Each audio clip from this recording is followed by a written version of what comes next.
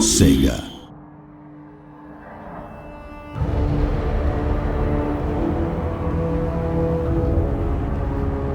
Hello, good evening, and welcome to the latest Total War Warhammer campaign walkthrough video. Today we're going to take a snapshot of a campaign we've been playing as the Empire, and the usual caveats apply. We're still a good 2.5 months from launch, and well into balancing and polishing. So you may see some placeholder bits and bobs, and many of the values on show may well change as we nudge everything into place. Okay, so we're 71 turns into the game here, and as you can see from the overview map, we own the full provinces of Reichland and Middenland. We started by conquering Reichland, and we've recently taken the 3 regions of Middenland from the faction of Hochland, who just weren't playing ball diplomatically, which frankly is their loss. In terms of our immediate neighbours, we can see that Bretonia has been rather badly ganged up on and pretty much taken out of the picture. The vampire faction of Mousillon has emerged the strongest here, while Bordelot is very much in the game still, as are our dwarfen chums of Carrack-Norn. Wissenland rules to the east, and beyond them the vampire factions who are breaking out of the Sylvanian provinces towards us. Looking at the diplomatic status overlay, we're feeling relatively secure at the moment. All factions marked blue are our allies, testament to some good treaty making on our part early on. Just north you can see the Skulltakers, a roving tribe of savage orcs who tore into our territory some turns earlier, but we managed to send them packing. So with friends around us, but vampire enemies in the mix too, there's all to play for. Guarding our northernmost point of expansion and providing much-needed public order to the newly conquered and therefore unstable province of Middenland is Emperor Karl Franz himself. He's got a fairly well-balanced low to mid-tier army with him composed of great swords, swordsmen, crossbowmen, Reichsguard and mounted pistoliers.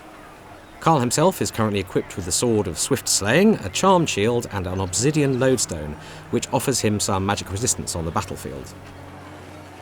Skills-wise, we've been focusing largely on improving his combat abilities, making him an all-round better warrior, and we've unlocked his early mounts, so let's upgrade his Pegasus for a tasty buff to its charge bonus. Otherwise, the only other skill we've given him is in his campaign tree, which helps his army to march further on the campaign map each turn. We've yet to tackle his quest chains and earn his epic gear, but we'll definitely be making time for those soon, as the buffs on them, as you can see, are pretty major. Now, each race has its own set of campaign mechanics, and something that's unique to the Empire is its offices, which we can see here on the offices panel. Lords and Legendary Lords are the only character types who can be assigned to these roles, and the only character who can be promoted to the office of Emperor is, of course, Karl Franz, for fairly obvious reasons. Other lords can be assigned when they reach the level requirements as well, so let's assign Felix von Rauken to the office of Treasurer. Now this is going to boost trade income faction-wide for us, and any infrastructure income in any friendly region he's inhabiting. There's a number of other panels we can check up here, but we're going to look at the Forces tab and find Felix in our list of characters. So there he is, and we can see his new title has been added to his name. In fact, let's rename him to something a little more befitting his new station in life.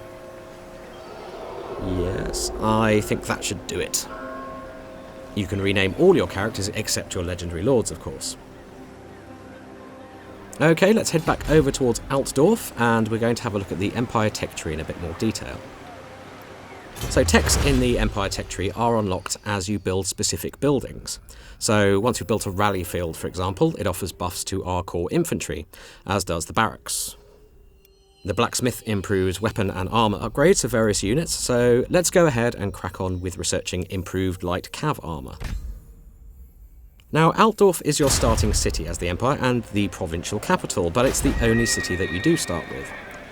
And to be honest, your first turns are probably going to be spent building up your forces and looking to expand and capture the entirety of Reichland. I think we had all these settlements under control by around turn 20, and much of our focus since then has been on improving our infrastructure to unlock better units and boost our income. Here in the building browser for Altdorf you can see what we've built and of course what we're driving towards in terms of recruitment. Income is derived from our capital city, various cash-generating buildings in outer settlements, plus any exploitable resources in the region. We've got some clay pits in Altdorf here, for example, so that's contributing towards our trade tariffs. And if we examine Grunberg here, we can see that certain chains are limited by the maximum size of the settlement. And with pastures in this region, we can use cattle to bring some good growth and replenishment benefits to the province.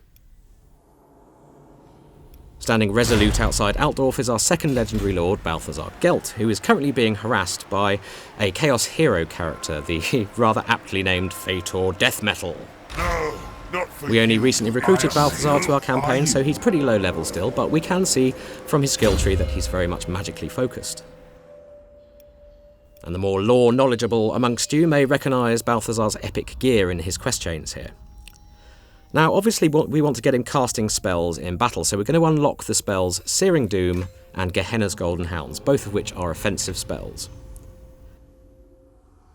Now, we're going to stick Balthazar in Altdorf for now, where he'll contribute to public order for a while. Very well, I'll move. A quick glance over at our neighbours here reveals the influence of vampiric mousillon. Corruption is spreading and twisting the foliage into something more vamp-friendly. Now, as we saw on the overview map, we have some vamps to our east too. And in fact, our mid-term game plan here is to keep our local loyalty solid, so we have some friends to call on if things start getting a bit too bitey on the borders.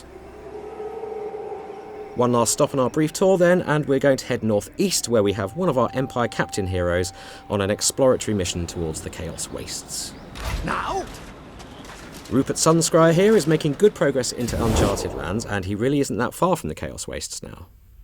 And the mere presence of chaos is starting to twist the land as well, and just north of Rupert here we can see just how that's happening. Black rocks are rising from the stony earth, lava flows are opening up, and arcane artefacts are beginning to appear.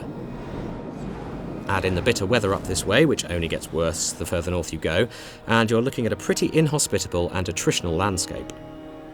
Okay, that's all for now. We hope you've enjoyed this gameplay snapshot, and do keep tabs on our social media channels for more campaign and battle videos coming your way very soon.